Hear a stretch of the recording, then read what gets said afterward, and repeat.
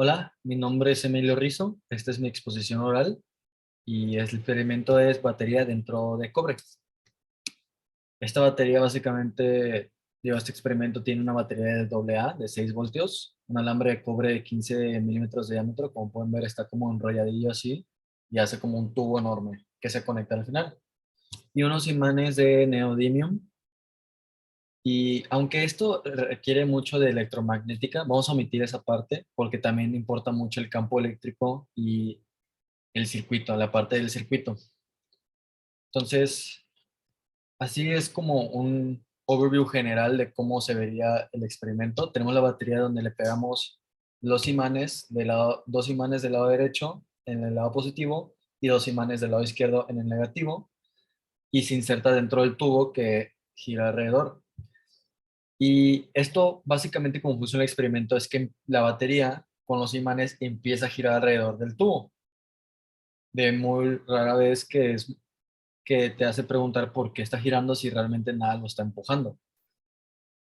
Y esto tiene muchas explicaciones. Muchas es electromagnetismo, otra también tiene que ver el campo eléctrico. Básicamente, para que una batería funcione necesita tener un circuito cerrado. Gracias a la electromagnética, el cobre actúa como ese circuito cerrado donde con los imanes cierra ese circuito y crea una corriente continua y eléctrica que hace que la batería se empiece a mover. Si nos acercamos un poco más de cómo se vería como algo así. Obviamente el alambre de cobre se extiende más, pero así es una vista general de cómo se vería.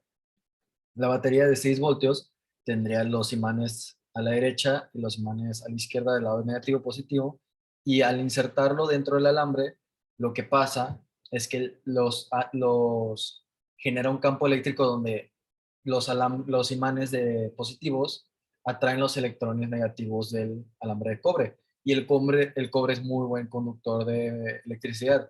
Entonces, estos imanes eléctricos de electrones se acercan al imán positivo y se van acercando, se va moviendo hacia allá, ya que más imanes, más electrones se van acercando, y esos electrones los que se quedan atrás se repelan con el lado negativo de la batería. Entonces, esto hace que, porque los protones se quedan están puestos dentro del alambre, pero los electrones, al ser un conductor muy bueno, son libres de moverse. Entonces, esos electrones se acercan a los imanes negativos y se repelan. Entonces, esto causa que se cree una continua corriente donde la batería se empieza a mover. Ahora, algo interesante que hay que notar es que mucha gente cree que esto podría ser una forma ilimitada de energía, porque por lógica pensarías que los imanes están haciendo todo el trabajo, pero esto es un circuito cerrado. Entonces, la batería está usando voltaje. El voltaje de la batería está siendo soltada a través de los imanes para que siga funcionando. Y después de un rato, después de que empieces a dar vueltas, la batería se empieza a calentar. Y esto gracias a que el voltaje se está usando y se está liberando como energía térmica, como energía de calor. Y una vez que la batería se le acabe la pila, ¿cómo se diría? Ya deja de funcionar este experimento. Y eso es una forma muy fácil, muy básica de ver cómo funciona esto. Y digamos que le queramos poner un poquito de números. Digamos que la batería es 6 voltios, la resistencia de cobre sabemos que es 1.72 por 10 a la menos 8, y sabemos que voltaje es igual a corriente por resistencia. Ahora dejamos la corriente sola, voltaje entre resistencia, 6 voltios por dividido entre 1.72 por 10 a la menos 8, y nos da 3.4 por 10 a la 8 amperes, que eso es la corriente continua, que es eléctrica.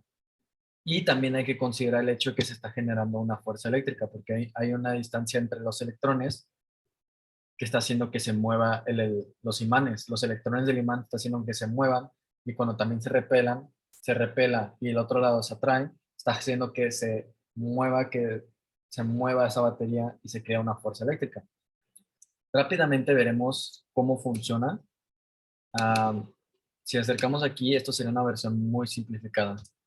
Y sí, sería cómo funciona este experimento, y muchas gracias.